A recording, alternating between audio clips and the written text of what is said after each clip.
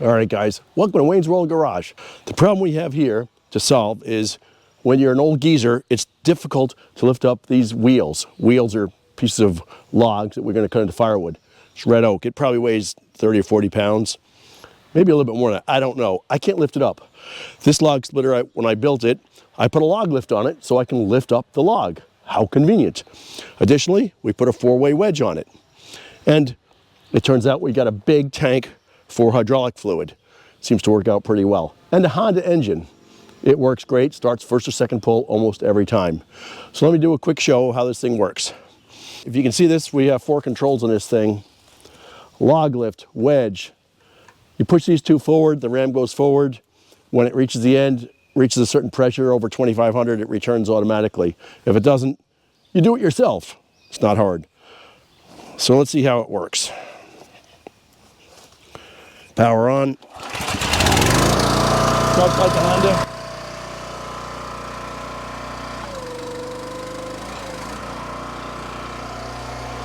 Now when I split these, I split them with a small part downhill. That way I can reach it myself without having to go on the other side of the log splitter.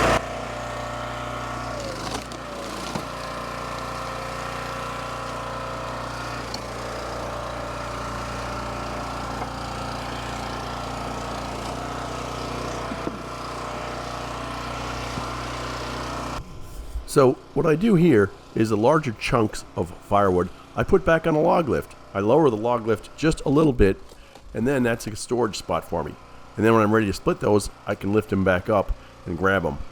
But when you're dealing with these big wheels which weigh 20, 25 pounds, what are you going to do with the extra pieces? You got to put them somewhere. So there I am, lowering it down.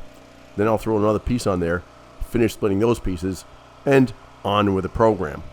Additionally, if any of you all are thinking of building a log splitter, keep this in mind. The log splitter, to be most efficient, has to have the cylinder, the ram, moving 100% of the time. Every time that cylinder is not moving, you ain't splitting firewood. I don't do this to make money, but if you're making money, you're not making money. Another thing, if you make your own log splitter, keep this in mind. When I built this, the man told me, you can build a vertical one or a horizontal one, doesn't matter to me. A vertical one doesn't need a log lift. But think about this, where do you put your hand normally when you're splitting firewood? And watch me, I do it. It's just human nature. My left hand is on top of the log to hold it in place. Now maybe with a vertical splitter you don't need that, but the chances of hurting your fingers, whacking a finger off with a horizontal log splitter is pretty low.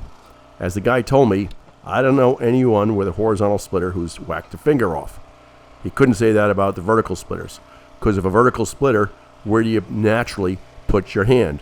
So think about that before you start your welder and start cutting metal.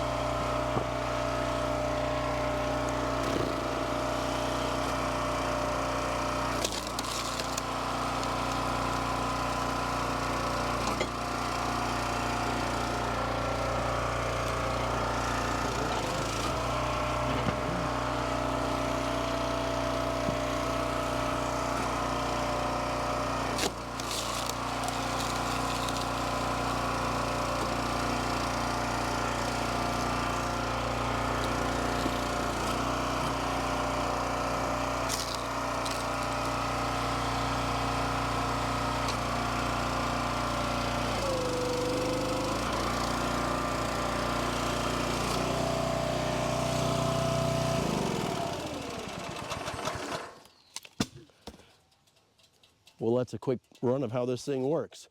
Now though, after we split a wheel, and you see it works pretty quickly, we stack it. And the stacks are all over here. So let me get started stacking it. Paula, this wood's ready to stack. Get over here, please. I've talked about this. I've talked about this before, but some of you are new to the channel, so let me do it again for you. We've got this big Haldex hydraulic pump over here. It's a 2-stage pump. It's like thousands of PSI. Starts off a little bit low, then goes into stage 2. Powered by a 13 horsepower Honda motor. Starts extraordinarily well. A big tank. You want a tank about the size as your gallon per minute. So I'm doing 20 gallons a minute. You want a 20 gallon per minute tank. Otherwise the hydraulic oil will get too hot. These has a lot of hydraulic hoses on it. This one lifts the log. That's important because geezers like me have problems lifting big logs now that weigh 20 or 30 pounds. This one does the wedge up and down, and this does a ram back and forth. And we get it on wheels. We don't trailer any place anymore, but it works pretty well. Importantly, after you stack the wood, you need to dry the firewood. And that's important because if you leave it out in the open, it's never going to dry. If you leave it in the rain, it's never going to dry. We leave in the woods, as you can see, there's some trees around here, so it doesn't dry as well as it does if we lived in Arizona. So what we do here in Maryland is I put some 4x4s in the ground and I cut them, and then we put some lumber here as horizontal supports, kind of like you're building a barn, maybe a house, and we stack the wood on top of that, and I cover it up with a tarp. This keeps the water off it. More importantly, it keeps it off the ground, okay? If the wood's on the ground, it's going to suck the moisture out of the ground and rot your wood out quickly. If you guys ever use poplar, it'll rot out in less than a year. That's why we don't use poplar.